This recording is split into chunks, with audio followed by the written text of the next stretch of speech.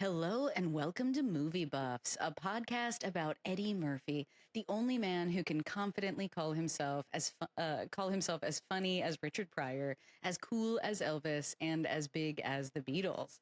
I'm your Yeah. host, Shani B. And he can say that with a straight face, I might add, Fully.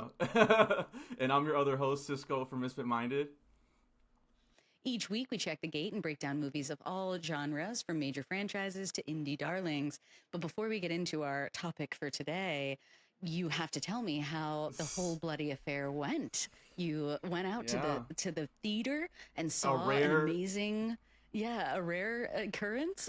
Tell me about it. How yeah. was it? Well, I do think before I get into that, props on your background, which is like what is kicking off this It convo. I think it's like we had to talk very about the kismet. background, and then we had to talk about my experience. It was. I mean, it's we had two episodes on Kill Bill for Volume 1 and Volume 2. So Big like, fans. so definitely go back and listen to those. And I had, like, for those who haven't listened to those episodes, I had a rough version, kind of like, I think it might have even been like a fan version of like the closest thing you could have gotten to the whole bloody affair without, because he only showed it in theaters Right. before releasing it this Right. last week. So that was the only way, and only his theaters in LA. So if you were like in Wisconsin like me, that was the only way you could get that version. And so Yep. I was super hyped to see this. Um, I mean, it was amazing. Like, I would say the major differences for people like curious. I mean, it's by the time we release this, it's already going to be out of theaters, unfortunately. But um, Right. I'm sure there'll be maybe like a physical media, because he's always wanted this to be one movie. That was his It's whole thing. surprising it doesn't already exist, honestly.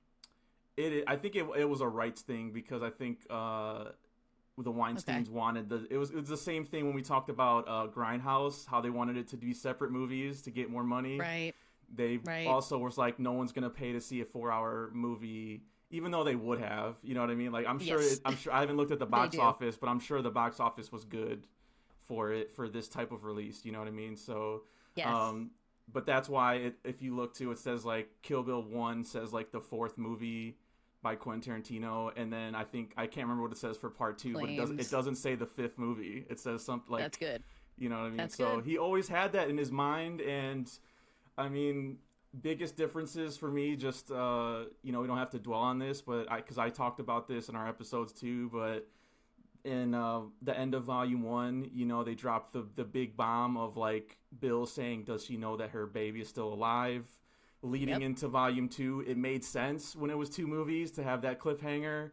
But I gotta say, I love how in this one version movie of it, that emotional impact hits so hard. Like when she sees the Yes. baby for the first time, and she's like trying not to cry, and like, dude, it gets me every time. Like, and the fact that you don't have that, like, you're finding out with B that her kid is still Mm-hmm. alive, and she has to switch from I'm gonna kill Bill, this motherfucker who tried to kill me, to I need to be a mom now. Like, everything Yeah, I changed. got to You know figure what I out how to mean? get my kid, right? Yes. It was that's to me that's the whole reason to go see it, and like It this why reminds this you that version is better. is better, but it Yeah. reminds you like that that's actually the through line, right? I think the Yeah. title being Kill Bill and like the story being about her killing people on her way to him can easily forget that like the reason she wants to kill him is because he stole her child. Mm-hmm. And so that moment is the big reminder that it's like she's not doing any of this because of him, really.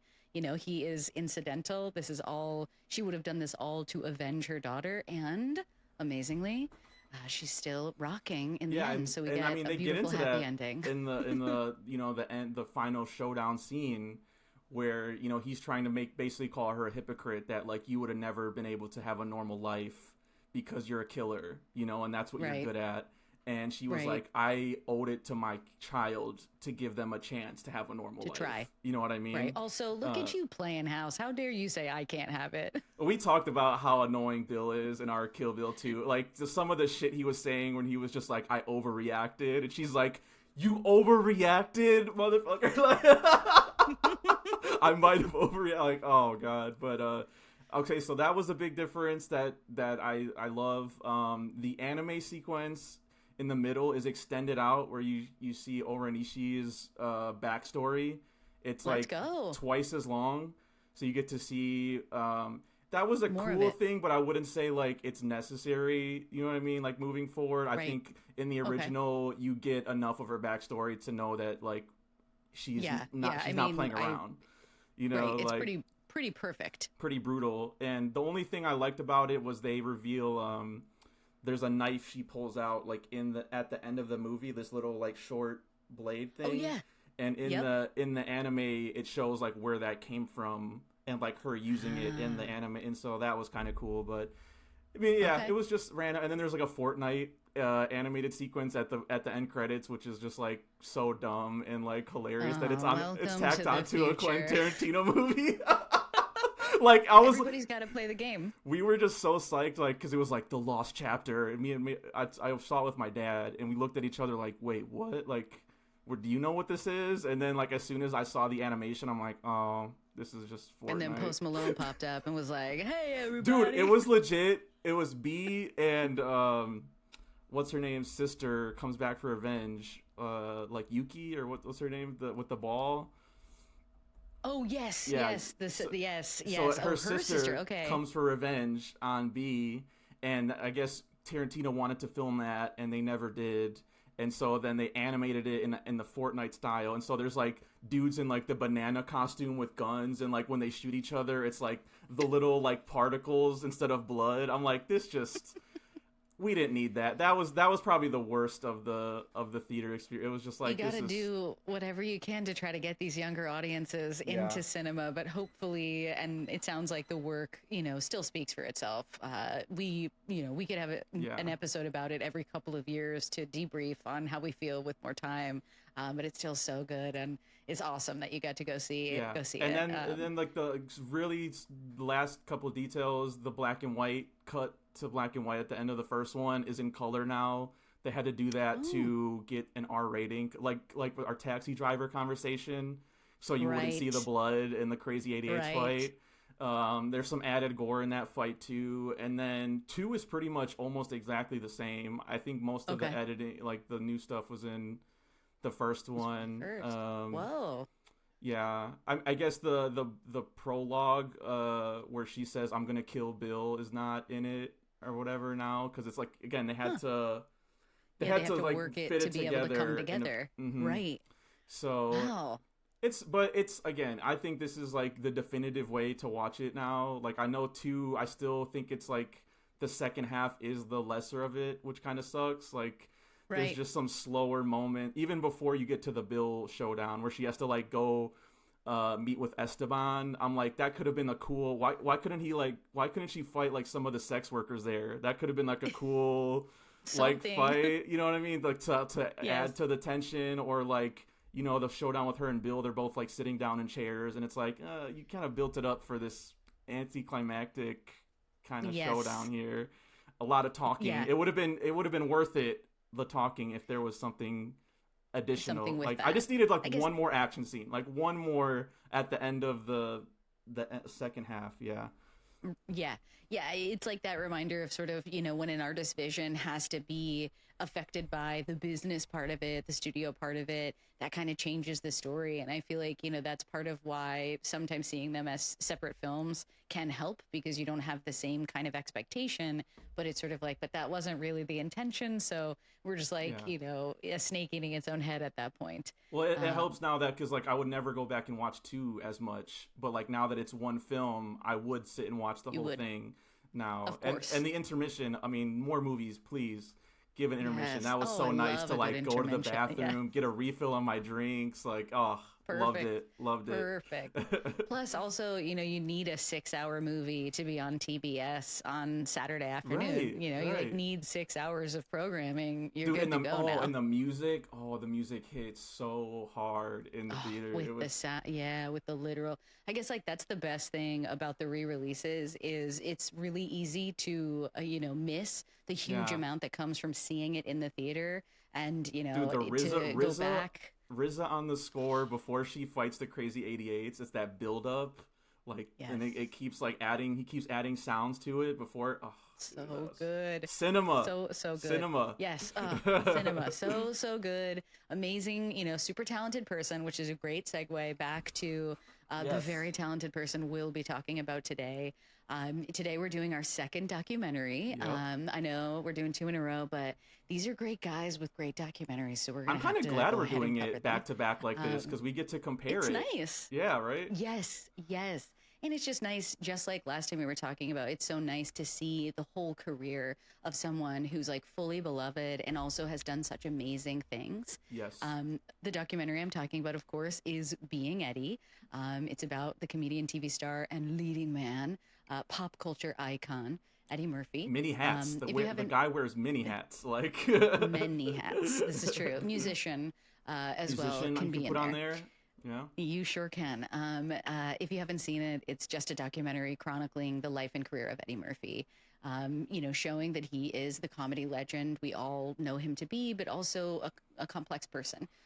Someone who has had a long, interesting life story in the background. And, we didn't get too much of it, but it was Right. really, fun to watch. It's a Netflix production, so that's interesting. We did the Sly Stallone and Arnold ones were also Netflix. So, Netflix This is is out true. here trying to use streaming to make docs more accessible, whether they're done well or not. So I'm okay with that. Yeah. Um, to open up this discussion, what's your history with Eddie Murphy? Are you like me, a total Fanny B? What's your entry point? Yeah. What are your thoughts on his Um, legacy? And obviously, what is your favorite movie? I would say this is an interesting one because like, you know, I from a very early age, like a lot of the people talking in this documentary, like say, and it's interesting because I'm so much farther than when he was famous. You know what I mean? Like my age, I'm so Right. much younger than like Yep. I wasn't alive in the 80s. You know, like I didn't see his rise like when he was like the biggest star in the world. I remember reading at one point someone said he was the second biggest star behind Michael Jackson. Like he was the most. If you went around the Crazy world, to people imagine. would recognize Eddie Murphy and Michael Jackson more than anybody else. So like I don't know, and I guess there was just a few guys I just gravitated towards, and I can't explain why, but like I would say like Chris Farley, I knew that Yes. guy had something special that I really Yep. liked when I was a kid. Adam Sandler is another guy. 100. Stephen King, like some of like these storytellers like that too. And then Eddie Murphy was like a huge one because I just was like, I think just the fact that he was so dominant in like so many fields because Yeah. it's one thing to like have these idols when you're a kid and be like Michael Jordan, the best basketball player ever, or Word. this is the best actor of all time. This guy, like we said at the top, he did 4 or 5 different things, and you could say he's one of the best SNL cast members of all time. He's one of the Yes. best stand-ups of all time. He's one of the Yep. best actors of all, movie stars of all time. Like, and so I Yes. think and he just made me laugh. Like I just remember is the vividly best. quoting his stand-ups to my friends like it was new, like it had just come out, but this was like 2000s to 2010s, and I'm going ice cream man, like And it's it's still still holding up. funny. Exactly, it's Exactly. still funny. Yes. So Yeah, a kind of presence he has that I think like drew everyone in because I'm just like you, right? I'm a child also, but I latch on to that big smile and the amazing energy, that and then laugh, just like the that laugh. craftsmanship. Come on. Yeah, so authentic, right? Like so deep. And I do feel like as a craftsman, he can pretty much do anything. He fully transforms, and I feel like the doc was really highlighting his ability to do that even from a young age. Mm-hmm. Yeah, so I mean, it's obvious. Like, I'm a big fan, and like, it's favorite Eddie movie is such a hard one. I mean, Like, like, can you remember the first one you saw? Like the way you first came to know him, was it because of the SNL stuff? Was it because of the comedy albums, or was I it think something in a else? And then you way- found those. yeah, the documentary is very linear, and like as I was doing it, I was getting like, and this is such a long time ago, I could be getting this wrong, but I do kind of feel like it was very similar to like I must have gotten his SNL Eddie Murphy thing, or I might have been the kids movies had done, you know what I mean, like something like that. Totally. But then once you get like a hit, like once you get a hit of one of those things, you just like dive into it. And he had so much. I mean, like Nutty So Professor, Shrek, Yes. like all those like Yep. Yep. 2000s, 90s comedies. And then once you get a little bit older, that's when I started being like, oh man, he did stand up, like Delirious, Raw, and he only has 2 Gotta see specials, him. but they're like top of the pyramid. Like he's still like, They're totally must watch, required reading 100%. because I'm a huge fan of stand up too, so that was like another passion he was like filling, you know, like by doing That that. was something I didn't expect of the doc either, was for them to sort of like put so much weight into stand up being like his initial foundation.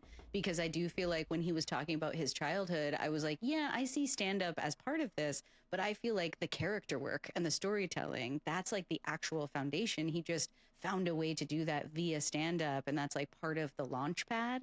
But he's like so much more than that. And the doc Mhm. really was like, we want him to do stand up again. We want him to do stand up I again. guess, Which, like, well, I'm here for it. I'll totally see yeah. it.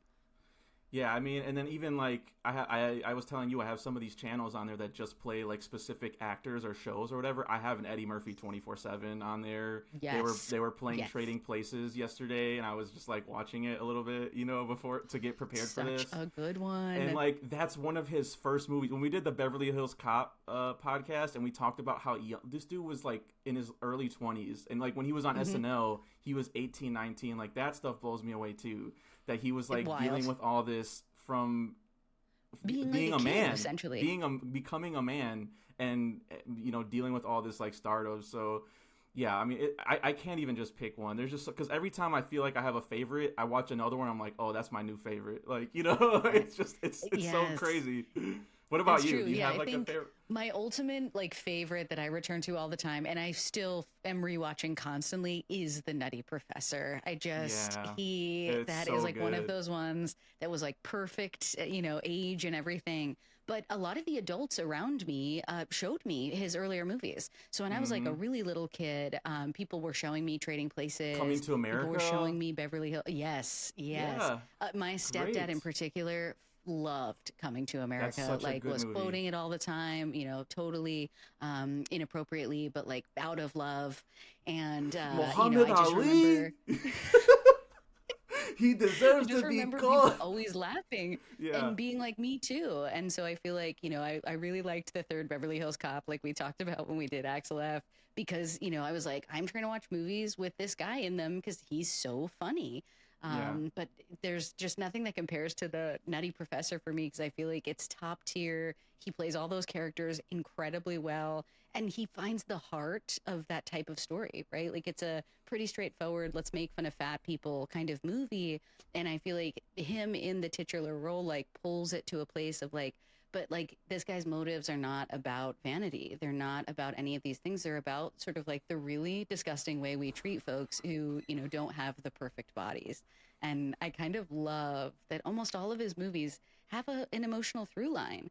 You know, like Yeah. he doesn't forget to make sure that they're there, I even though he's really trying to make us laugh. I forget who said it on this doc, or but I've also heard this on a podcast recently where they were like, "How did he not get an Oscar for Nutty Professor?" Like, and Single, honestly, come on. who else? I was just telling this to somebody else. Who else could do that? What he did in that movie, like, and play 5, 6 different people convincingly, where you don't like. When I was a kid, it was him and Mike Myers. When I watched those movies, I did not know that he was Yeah, playing all every those parts. person that they were playing because they could fully disappear. Yes. And like, yeah, this could just be me being a dumb kid, but like that's how good it was. Like I did not know that this dude was playing the Clumps, the whole fucking family, Yes. including the There's like women, a including the grandma. Like that's crazy. That blew my everybody. mind when I found that out. So good. Yeah, the makeup people, oh my God, they're amazing. But truly, it's a testament to his talent and skill. I think I want to say it was Al Sharpton. He said commented on when Coming he to made Coming to America. America for like Yes. bringing in some of the older actors, and I was like, that's exactly it. That's exactly right. Is that like it's that real? And you're right. Nobody else is really doing that because yes, Mike Myers does it too. Mike Myers does it too, but you know, it's just not the same as what he's doing, like elevating that and the way that his characters interact. Because I think that's the difference Mm, is like when Mike Myers is interacting with his characters, it's all pretty satirical. when he's like at the dinner table talking to all the different versions of himself that, characters he's playing, it Yeah. feels like it moves and it's alive and he is like truly reacting authentically as each of these Yeah, you people. you feel like you That's so could meet different. one of the clumps in real life. Like I don't ever feel like I could meet Fat Bastard on the street. Like I don't I True. don't know if that's a real guy. Like maybe there is, but I haven't been to Scotland. Scotland Tourism Board, invite us there so we can try to find one.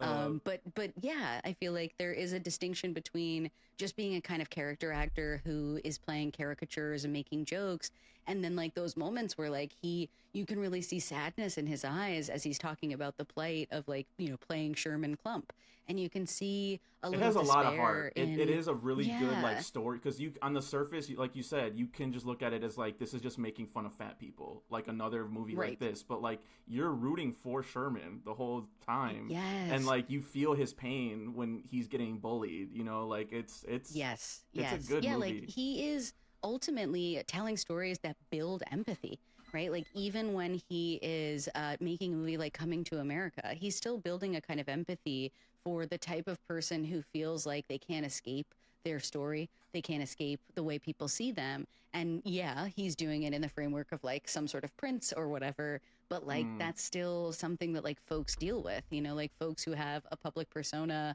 deal with it. And I love how the doc was able to sort of say, what he's experiencing in his real life is part of what like inspired this story.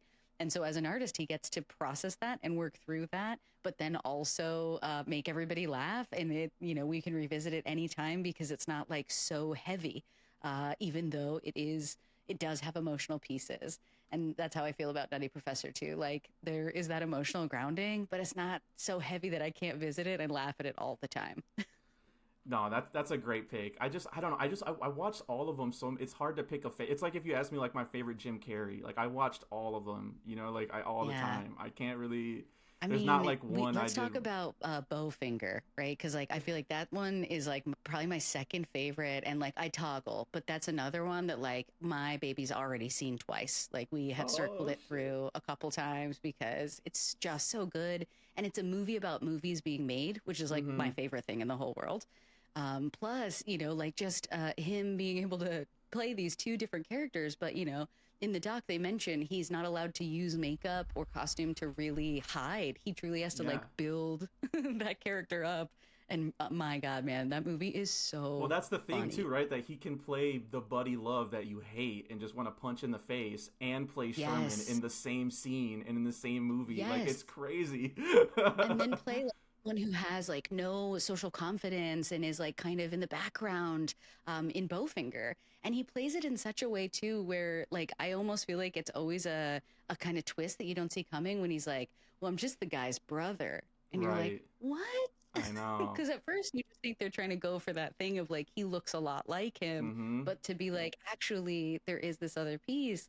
That's like the again, what it is to bring something a little bit more emotionally grounded to the story. Well, I mean, I was trying to think of like comparisons, like as I like for this pod, like after I watched this, and I did think Mike Myers and like even Chris Rock at one point. I wrote this quote down because I thought it was really smart, where he said that he can blend into characters like Mike Myers, but he can also just be himself and be a star like Bill Murray, and like Totally that's such a confident. unique thing I think for because like usually if a lot of the SNL guys they have like their one thing they're good at or Yeah. something, you know what I mean, like Yep. they don't have that many bags that they can like reach into. And I was kind of thinking of I mean another one that I kind of really latched onto as I was growing up, like a little bit older I would say, maybe in high school, is like Childish Gambino. Like again, Mm, multi-talented. I fell in love with his music and comedy next level. first, and then like I'm Hmm. like, oh, and this guy acts and he like can write TV and like he And can direct he's depth. just doing all this stuff, and I'm like, that's crazy that this guy can just be so dominant in all these different areas. And that's an interesting part of the doc that I really appreciated too, was sort of talking about the cultural impact of being an inspiring figure, but not like feeling, not taking that personally, not letting that be something self destructive, right? Like the other gentlemen talk about being like, I want to be like Eddie. I saw Hmm. him and he made it feel like it's possible for me to do this thing. And I feel like, Eddie Murphy is like Gambino, Donald Glover, is basically taking all of those same things and like able to do so much because someone like Eddie Murphy like smiled through all of it for us, but like Mm-hmm. didn't leave. He wasn't like totally abandoning the social cause. Like the moments where he was able to like push back on Boomerang. The moments when he made jokes at the Oscars when he was very young, like just not forgetting that like he has a position in the culture but not taking Yeah. too much of it and not being too, resentful of it. I Because will I do say, feel like resenting the culture, it's still like a self defeating kind of thing, you know? if I had to critique this documentary, I would Okay. say my two biggest things. One, it's just not long enough. Like Correct. his SNL run gets like 5 minutes, which is ridiculous. You know what I mean? Like Yeah. it's Yeah. just people listing like all of his characters, like Gumby and Mr. Robinson Ugly. and So good. James The Brown, best. Hot Tub, and it's like, well, yeah, but like, do people that I'm always thinking about the average person. Like, if an average person that hadn't seen any of this stuff, would they know what you're talking about? You know what I'm Right. saying? Right. Because I know it. I'm a huge fan, but like, I don't know. I thought that kind of underserved him because he has It's so true. much you could talk about. You know? And he mentioned that too. Like, if you're going to be in this business for like 40 years, you're going to have periods that are not always super successful. And like, that's why if you're in this business for that long, your documentary should at least be like doing chapters. Like, I could have taken Yes. this as a three-parter, like an hour and a half each one. I could have sat for something like that for sure, Well, yeah, that was especially for him. my other critique is like we talked about in the Scorsese thing of like the danger of being just PR basically. Like, you know Yep. what I mean? You're just Yep. promoting yourself and you're not really digging deep. And I would say this one way more than the Scorsese one is very much that. Like every Yes, time like they'll sprinkle in some of the social cause they do. stuff and every once in a while he'll be like, "Yeah, that movie just didn't work" or whatever, or like I didn't win an Oscar, or I was a little bit mad at SNL but not really mad. Like it Yeah. undercut all of this stuff that, again, as a huge fan, I know all of this stuff already. Hmm. But like I want to know more. Like I want to know, like, okay, how did you actually like really feel when SNL called you Yeah. like a falling star? And Yes. it just felt like he just had too much control. They spoke to him way too much, and he was Yeah. commenting on his own career, which is like that's one. It's Fine. kind of interesting, to see how he feels about his Right. career. But like, he's telling stories about other people sometimes, and it's like you couldn't have got the other person To to tell. talk about Hmm. it. Yes, Like yes. Yeah, that's definitely something I noticed too. The when folks have too much to go, like going into their documentaries, we don't get maybe the full picture of, yeah, what is the challenge of working with a creative genius, because we know that like it isn't always great, right? Like, there was no one in there that once was like, "Oh, that day that he was mean to me." And I'm sure he at least had like one or two of those days. mm. But Well, like we talked we about in didn't get Beverly a Hills lot Cop of 3. Remember, like how he was depressed. Why was he exact yes. depressed? Like, what was going on during that period? We'll never Yes, know tell because us this more, documentary right? doesn't go into that. They don't It did even not mention give us Beverly that. Hills Cop 3. Exactly. Yes. Yeah, exactly. They kind of only had enough time to like tap things. And with the extra time they had, you're right, they just kind of hung out with him, Yep, which like I that's what it can't felt fault them like. for because I Yeah. want to hang out with him too, for sure. But like, I think I was thinking so much more about that because in the Scorsese one, we had so much access to like how his family story impacted him. And I did really appreciate how at the top of this documentary, he did talk about his family. He did share a couple of Well, and small they stories about being a child and kind of like how that impacted him. And I guess I wanted more of it across his career because, of course, that's impacting you as deeply as, parents who have issues with substance abuse or parents who, have a volatile relationship. Like those things influence you as an artist. But once you're famous, well, there's a lot of other influences. But the difference to me is they interviewed the family members and people They that sure his did. his former His wise lovers guy and friends from the and his neighborhood. wise guy friends, so they I could did tell like their version seeing, of it instead of, I yeah, mean, some of them are dead. I will give them that. They can't interview a he lot of did. a lot of the people he came up with partied way too hard and paid the Yep. price.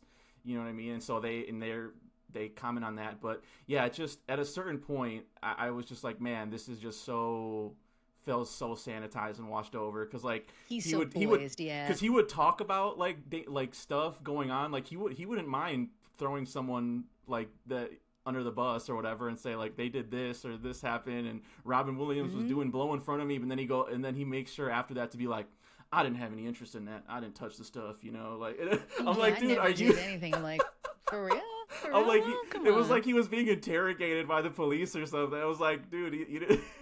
You did feel like you're saying, he has a kind of like a controlling determination, Mm-hmm. meaning that like he keeps everything so tight. And like obviously I'm a mental health professional in my day job, so when he's like out here being like, once I realized the OCD stuff I was experiencing was mental health, I stopped it immediately. I And I'm like, wanted to ask you right, about that. totally. What did you think about that? Because that was wild. That was I like, think that's part of why I'm like, I know there's more going on than this yes, documentary wants to talk about, right? But that's part of it too. Is I want to know more about the family stuff, and I want to know more about the stuff in the background, because I think that that's part of what the people who love you and they want to be your fan in a meaningful way. That's like where the empathy can come from, and that's also where like you take the true power away from something, right? Like if you own your own story, no matter what it is, you take power away from people judging you. And I think he took the power away from people judging him by like closing exactly. them off, But right? By that like it's not allowing also them in. it also means we're disconnected from him as a person. And I mean, That's right. I always felt this way about Mike Myers too, in a even more obvious way, that this dude does not like the spotlight at all, and that is part of the Yes. reason why he does do these characters, because he doesn't want Mike Myers to be on your screen. He wants Yeah. to hide behind Doctor Evil or Fat Bastard or Gold Member or whatever. Yes. And Yes. then Eddie Murphy has that too, but like you said, it just feels like very controlling, almost like to a point that kind of hurts the document. Like there was even that one part again where they were going into some interesting territory, I thought, where they mentioned the scene in Beverly Hills Cop where he looks at the guys wearing the leather outfits and he laughs, and then the film critic, Elvis Mitchell, Right. famous film critic, is like, that's him laughing at his own like star at that time, because that's what he was wearing. And then immediately after that, Eddie goes, man, that's not what it was. He just made a funny face and I laughed at it.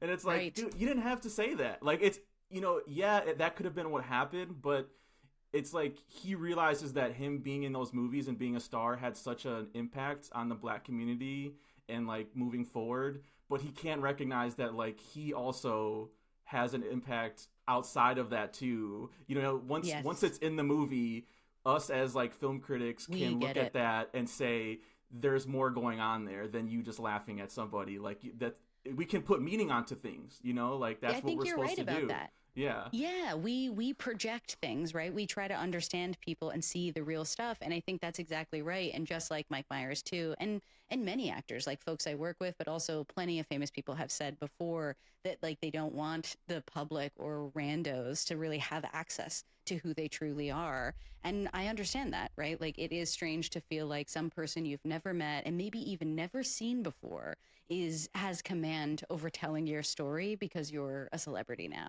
But I think Yeah. like that's the conundrum I actually would have It's rather heard him hard. talk through, right? Like, Yeah. how have you for the past 40 years been dealing with the fact that people can say whatever they want about you? And And even if in this documentary you say they're wrong, they're still allowed to say it.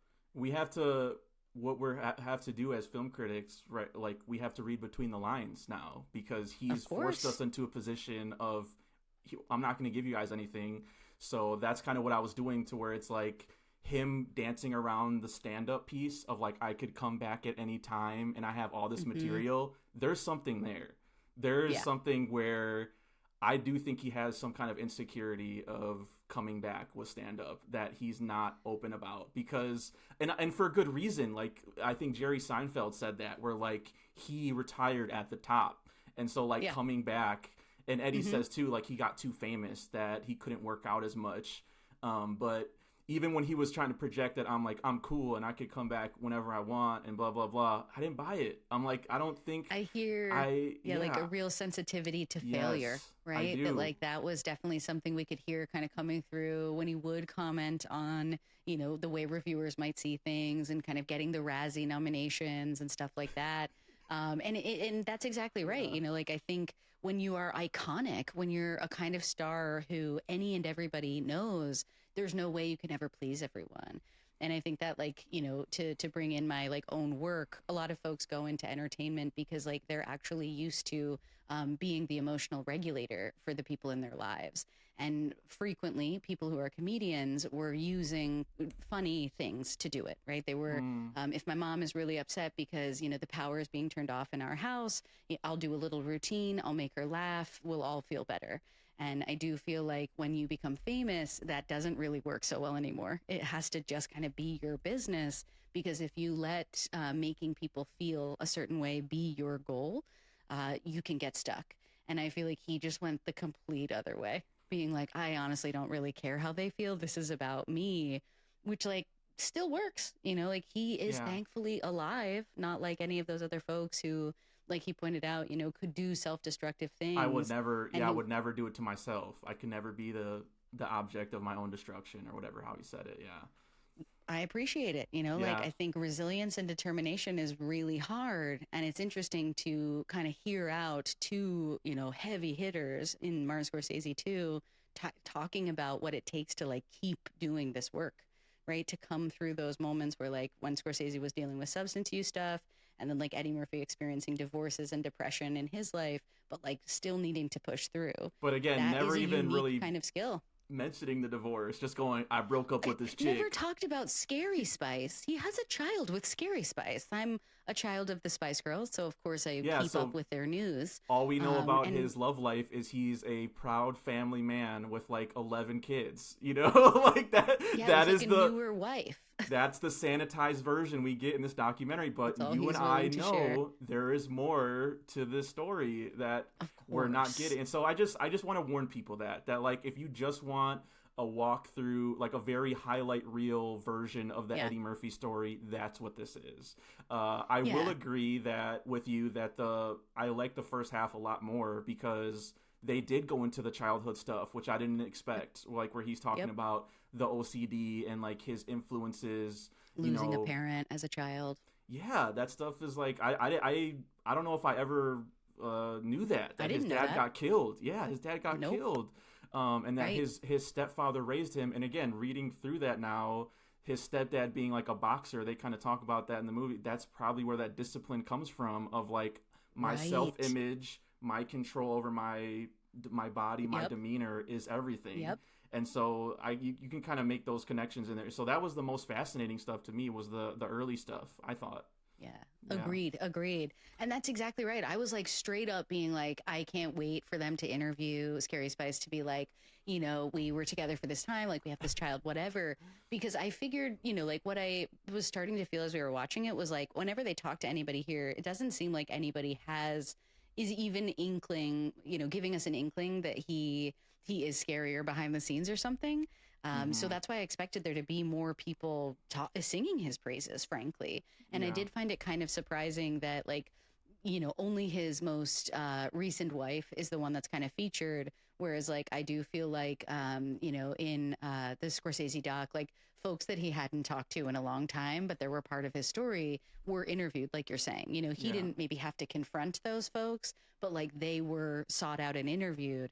And I guess I did really wish that like some of these women could maybe speak to what it was like to be with him, because they're not going to like tell his secrets to sort of say like he was very stressed out when we were together, you know, he loved being a father, but he had all this pressure. Yeah, but Some it was more another humanistic difference. stuff.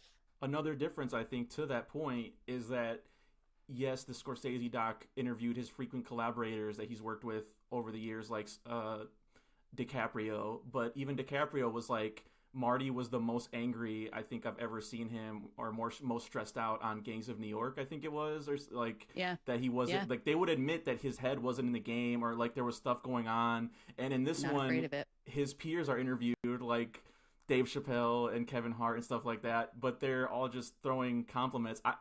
For those interviews, my favorite part for me or my favorite interview was Pete Davidson. I thought Pete Davidson killed it in this doc. I thought Nailing it in this the doc. part where he talks about his dad dying and finding the stand up was genuinely moving, and like it Yes. touched me because I totally relate to that, and like how comedy is so important in that way through our darkest Yep. moments.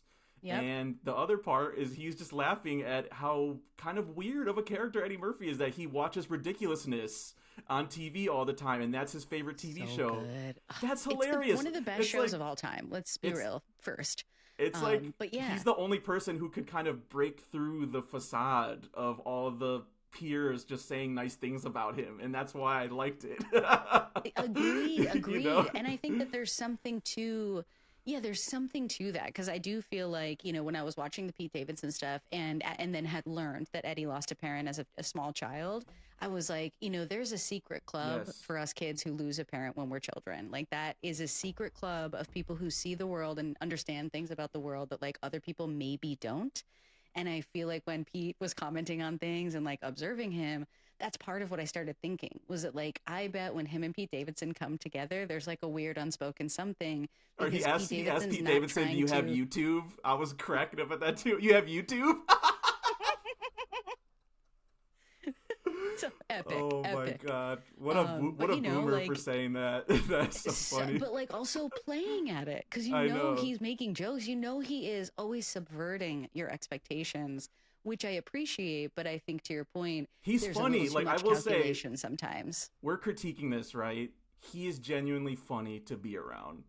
We're saying all this Literally. every time he tells a story. It's a new voice. It's a new character. He's talking like, so he's telling these stories. I know it's a lot of PR, like sanitized stuff. I love Eddie.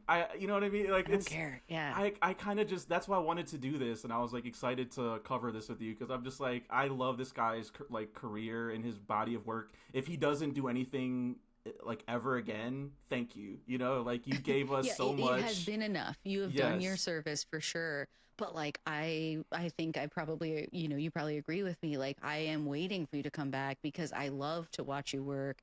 And Yeah, someone in the doc said like, you know, he's going to be doing movies well into his 70s like Sean Connery, and it's like he better because I I love hope watching so. him work. I hope And so. just like Adam Sandler, I feel like every, you know, he is another one of those surrogate fathers to all of us that like is going through the developmental stages of being a man, right? Like when he was a younger man, he was in the like action space and more rom-com space, but then he started making family movies, you know, because became a father. And Hmm. as he gets older, he starts to make more complex movies about relationships, you know, like I truly think he was like robbed of the Oscar for Dreamgirls. He Well, that is was an interesting so piece. That fucking good in that. in So good. convo with Scorsese, that was a part of the episode, or like the whole series. Basically, is when is he going to win Hmm. his Oscar, and he finally gets it, and that was like a very. I like how they structured that out, that you know that storyline throughout his career, because that I was following it as much as I was alive, and same Yep. thing with Eddie. It's like, when is he going to win it? We all were waiting for him to win it for Dreamgirls, and because of Norbit, he lost it. I mean, Eddie tried again. Orbit. Eddie trying to deflect and say, I think, you know, when I made those comments, you know, in the 80s, I'm like, bro, it didn't seem like anybody really not- registered those comments That's at not all. why. You know, That's like, not why.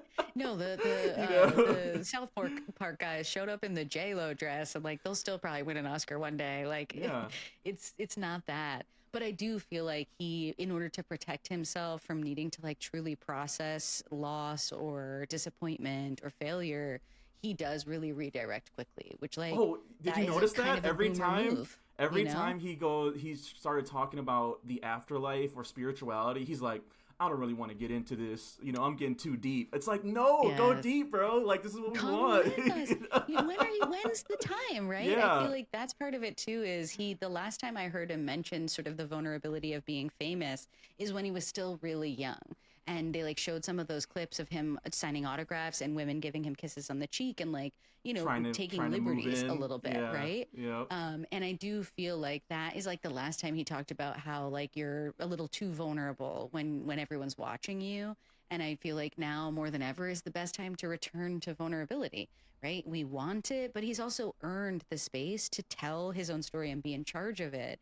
And so I think that's why like this doc is trying to maybe say that, is trying to say like, you have earned the right to be in charge of your own story and we want you to be a part of telling it. But I Yeah. still feel like this was a challenge you could have risen to, like Eddie could have risen to tell us a little bit more about like who he really is. You know, like Yeah. amazing line is I think he's with Johnny Carson maybe, Hmm. or it could have been Letterman when he's like, I've never been the real Eddie on screen. Yes. And Yeah. like the clinician in me, because I was working right before I watched this, so I should have took like 30 more minutes before I started watching it because I was like It's using the okay. wrong brain. But like the clinician inside of me was like, yeah, because sometimes when people feel so uncomfortable being themselves, it's easier to play someone else, famous or Well, and not, right? It's you easier to can't just pretend to be turn off something than be it. the OCD. Like that made so much sense to You me when sure can't. when he's talking about like checking the oven at night every night Mm-hmm. before bed. I'm like he's doing the same thing with his career here.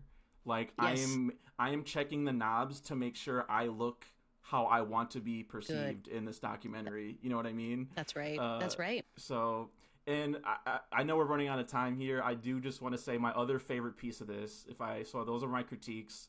I would say my other than Pete Davidson just giving shit like he always does. I really thought they genuinely did a good job of talking about the black piece of it, like him as a black star, as a black Yes. man Yep. being like leading the way for like a lot of people after him and like how important that was because you saw like how many people said that Dave Chappelle, Kevin Yep. Hart, Jamie Foxx, Yep. like that him being on screen and a lot of those movies now that we've had decades to think about them genuinely reflect that and that's why they're so good and hold up still to this day like Beverly Hills Cop, him going to Beverly Hills and spitting in the face of this snobby Yeah. white upper White. crust, you know, Yep. Yep. society trading places, genuinely trading places with a rich So snobby white good. guy, you know, like Yep. and Yep. so there's a reason why all these class are like Coming to America is him trying to deal with his own fame and trying to find a white like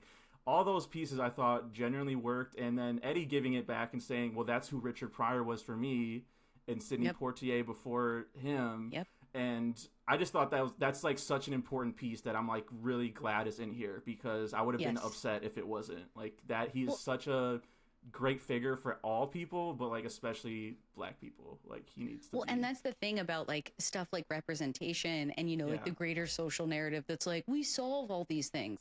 And it's like that's not how it works, right? Every generation needs to make sure that we continue visibility, that we don't forget the things we learned. And like I ride for Boomerang because I love again, Boomerang. Boomerang is yes, great. Yes. so good. But Yeah. again, like in the 90s, when I don't have people being like, where are the white folks? Like, right? Like, I don't have anybody saying that to me because I'm just a child watching this movie being like, whoa, I Insane love that this story. This, like totally yes. allowing this world to be what it is. That's the important piece, you know? Yeah. Yeah, it's insane that I mean that and that was a criticism that we still hear. Like I remember when Luke Cage came out also on Netflix and Yep. some critics being upset about that and commenters, where are the white people? Like it's Insane. yeah, it's and so Just that's messed why I up. think that stuff is important to say. Last thing here, how did you feel about the latter part of his career? Because I did think, kind of like the Scorsese thing, I do think again, I wish there was just more time to talk about Yeah, they like skipped through it pretty quick. Dolomite is My Name, for example. I'm like, that movie's so good, and I just ride for I it so hard, and I want Yeah, I feel people like to they had like like go and 10 see minutes it. left to squeeze it in. Right, Yeah. exactly. They didn't really hit it. And yeah, I guess like that's why I was surprised in my overall review that like it was so much about who he was as a stand up and how being a stand up is like the backbone of his career. Because like I'm totally okay if that's like how he feels and wants to feel. I just feel like as a viewer and as a fan and everything, I just don't really see like I see him as so much more than any one of the things he Yeah, is so amazing at, honestly. yeah. And I Well, do wish we had, up, organized ways. as a fan of stand up, like those are up there. Like I always, you know what I mean? It's still Yeah, if you're a fan yeah, of stand up, he's in that conversation of like one of the greatest. You know, like it's true. so I'm Well, glad like they put Chappelle that in there. says, like comedy is an art form. I Hmm. just feel like he's not. That's not his most powerful art form. Like I feel like his own imagination and where it can take him out, even outside of comedy, is like the real backbone of all of this. And if we had time to look at the later parts of his career, we could maybe see more of that. Like see more of like he starts talking about the artist before he's like, it's a good thing, I'm not in New York because New Yorkers don't have space for any of this and people in LA love it. He's so correct about Yeah. that. To me though, why his stand up meant more to me, I think, especially growing up, is that was the only time he ever talked about his life. He didn't talk about it in That's interviews. true. And That's so, true. and I think Kevin Maybe Hart that's why said he it doesn't do it. the way. Oh, I like that. I like that. When Kevin Right? Hart said he made you feel like you were in the story because he's such a good storyteller, I totally related to that. And yeah, just remember again doing his bits in front of my friends and then making them laugh by using Eddie Murphy material. Like that's it right there. Like that was the dream That is at the it. time. You It's know, true. like It's true. Yeah, I mean, I really love stand up. I really love comedy. When I was like a young person with different dreams, I was like, I'm trying to be on Saturday Night Live. I want all the same things, and it's because of comedians like him. I think my favorite stand ups are the ones who tell stories. Like Maria Bamford and Pablo Francisco. They're doing the voices. They're doing all this stuff, and he's such and a so good I do impressionist feel. too. We didn't even talk about that. Like he's But so that's what I mean. good. Like I do feel like the impressionist piece is the elevator, right? Like what makes certain stand-up comedians so good is they're unapologetically themselves. They share their perspectives and they tell stories, but as themselves. And when you tell a story as all the people in it, it's just amazing. It's so much Yeah. more fun, and of course, it becomes immersive. But I think that has to be part of why maybe he doesn't do so much of it as an older person. Like Chris Rock's amazing most recent stand up had a lot of personal I liked material, it. I did things like he it. learned. Oh, it was fantastic. But yeah, the I way it don't know that ended too Eddie was is willing to welcome people into that anymore. the way it ended too was kind of just left me like wanting more because it was the SNL reunion and it was like that's really where we're gonna end his career is like him That coming back to was a SNL, weird which stopping it point. was a big moment, but like not like again I would have ended it with Dolomite Is My Name maybe or I don't know like but Yeah, as like the next chapter, right? The yeah beginning of the next chapter, which, will include returning to SNL. But I think that too, right? They were sort of saying where he started was in stand up comedy and SNL. And I'm like, and he okay, came back to it and everyone loved it yeah, and it was a huge success, but like you're right. because he said it, he like kind of doled that blade by saying I wasn't even mad at them, or I was more mad at the writers. I wasn't mad at David Spade, or I was more mad at You can be he mad just at David Spade. It's but okay. he was mad at David Spade, to be clear. He He should have been. was for years. He That should was have the been. It was rumor. fucking rude. Yeah. And so again, if he was just honest, like, yeah, I was like, fuck SNL at that time, and I was never gonna go back. Like, but it just kind of seemed like again, assuming that we know that, and I just wish, Yeah. again, they ended it on like a higher note of like, oh, I'm just ready for Eddie to make a comeback. Like it felt like it was like, yeah, his career's done already, and I'm like, no, I don't think. I think there's still another chapter, like we said, of him being an It's older true. actor and Yeah. doing more. Yeah. I don't know if we'll ever get more stand up, but I do feel like if we do, he's already hedged it in a really fun way with the puppets, like the puppet piece. That's one thing I want to mention before we go. I just Yeah. never also saw that coming, but it makes perfect sense, right? Like speaking through someone else's mouth, he feels the most comfortable, right? Like he truly does. But if And that's I a can't preview, lie. if that's a preview of his stand-up comeback, I'm good with him just doing movies. I'm not gonna lie. Like, you're a It's good true. I'm not impressionist. sure.